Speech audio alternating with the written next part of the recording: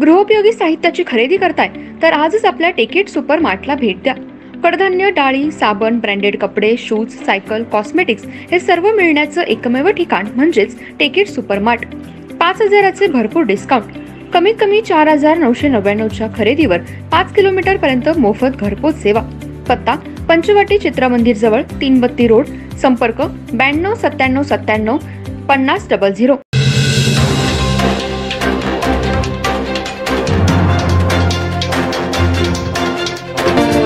नमस्कार, मी तेजस्विनी मगदूम। एम मराठी मध्ये आपल्या सर्वांचं स्वागत आहे। पाहूया ठळक घडामोडी।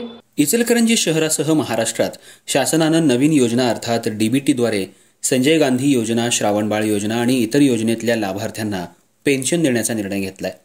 त्यामुळे लाभार्थ्यांची तारंबळ उडाली आहे। लाभार्थी हे केडीसी बँकेत सकाळी नंबर लावून बसतात। थोड्या वेळात त्यांचं पासबुक चेक करून पासबुक परत दिलं जातं। तुमचे पैसे आले नाहीत, जिथं आधार कार्ड लिंक आहे तिथं चेक करा, पोस्ट ऑफिस किंवा संजय गांधी योजनेच्या कार्यालयात चौकशी करा असं सांगितलं जातं। शासनानं आता लाभार्थ्यांच्या खात्यात थेट ऑनलाईनद्वारे पैसे पाठवायचं सुरू केलंय। त्यामुळं त्याचा लाभ लाभार्थ्यांना होऊ लागलाय। पण जे पेन्शन लाभार्थी आहेत त्यांनी कधी कुठं बँकेचं खातं आधारला लिंक केलंय ते त्यांच्या लक्षात येत नाही। त्यामुळं लाभार्थ्यांना कुठं जायचं हे समजून येत नाही। त्यामुळं यावर एक तज्ज्ञ समिती नेमून बँकेचं खातं कुठल्या बँकेत आहे याची माहिती जिल्हा प्रशासनानं द्यावी अशी मागणी होऊ लागली आहे। केडीसी बँकेतून बँकेच्या कर्मचाऱ्यांकडून तुमची पेन्शन पाठवली असं सांगून परत पाठवलं जातंय।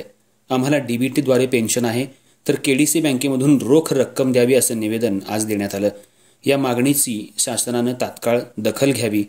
जर या महिना अखेरपर्यंत विचार केला नाही तर आम्हाला आंदोलन करावं लागेल असा इशारा इचलकरंजी वृद्ध निराधार पेन्शनधारक संघटनाच्या वतीनं देण्यात आला।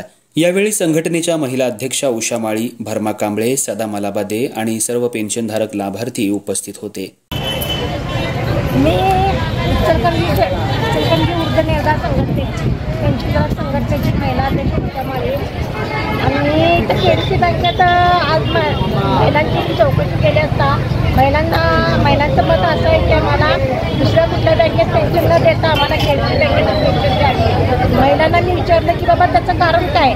त्या महिलांचं मत असं आहे की आम्हाला दुसऱ्या बँकेत गेले की आम्हाला ती पेन्शन कशी घ्यावी, काय घ्यावी किंवा आपली पेन्शन कुठल्या बँकेत गेली हे आम्हाला कळणार नाही किंवा प्रत्येक वेळेला आमची घरची माणसं आमच्यासोबत येणार नाही आणि जरी कोण आमच्या घरची माणसं आली आहे तर ते पैसे आमच्यापर्यंत पोहोचणार नाही।